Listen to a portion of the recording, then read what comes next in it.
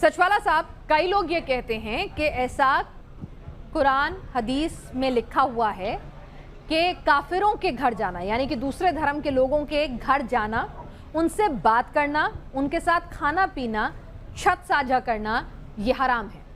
کیا ایسا ہے؟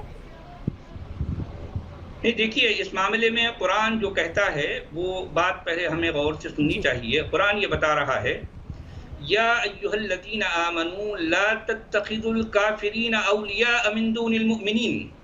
ایک جگہ قرآن یہ بھی کہتا ہے یا ایھا الذین آمنوا لا تتخذوا الیہود والنصارى اولیاء۔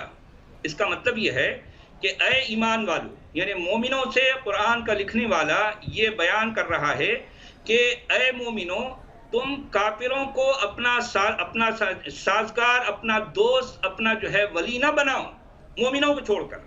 یعنی کون، مطلب کافر کون؟ مطلب کافر کی پریبھاشا میں اگر میں ہندو ہوں تو میں کافر ہوں۔ میں آپ کو بتا دیتا ہوں قرآن میں کافر کسے کہا گیا ہے۔ کافر اسے کہا گیا ہے جو کوئی اللہ کا اور اس کے رسول کا، اس کی کتاب کا اور آخرت کا انکار کرے، وہ کافر ہے۔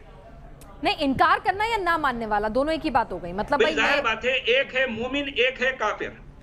ماننے والے کو مومن کہیں گے، اسی کا کنٹراسٹ ہے نہیں ماننے والے کو کافر کہیں گے۔ یہ مومن اور کافر ایک دوسرے کا کی اپوزٹ ہے، ایک دوسرے کی ضد ہے۔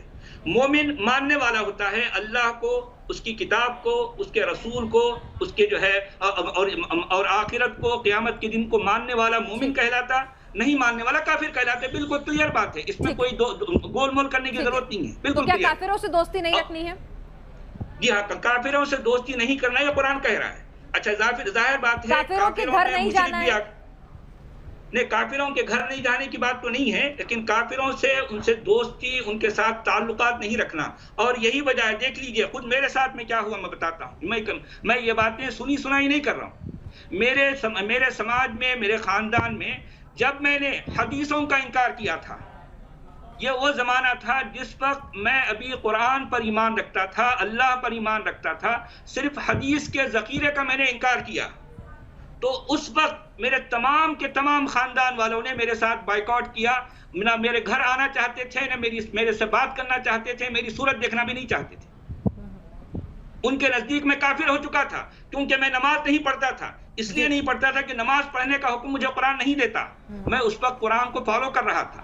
اس زمانے میں میرے تمام رشتہ داروں نے، میرے خون کے رشتہ داروں نے میرے ساتھ پوری طرح سے بائیکاٹ کر لیا۔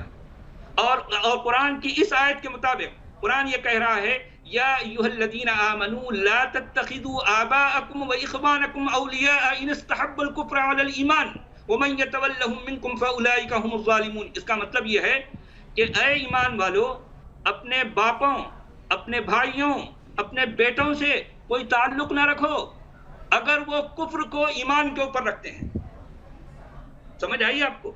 اگر وہ کفر کو، اگر وہ انکار کرنے کو ماننے کے اوپر رکھتے ہیں، ٹھیک ہے، ٹھیک ہے، اگر وہ ماننا نیچے ہے، انکار کرنا اوپر ہے، تو ایسے لوگوں سے بھلے وہ خون کا رشتہ دار ہی کیوں نہ ہو، تمہارا باپ، تمہارا بھائی، تمہارا بیٹا ہی کیوں نہ ہو، خونی رشتہ دار کو بھی جو ہے بائیکاٹ کرنے کا حکم دیتا ہے قرآن۔